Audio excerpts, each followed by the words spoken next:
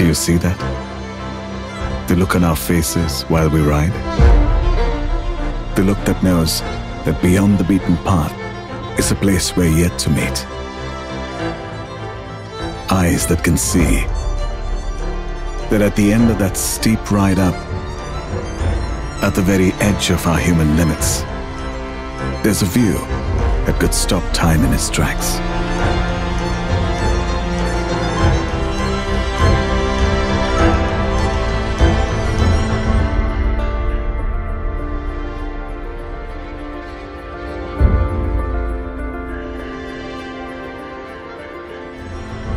Riding to Everest base was never going to be easy.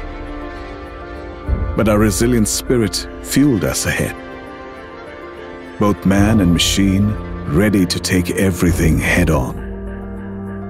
Ready to leave trails for the world to follow.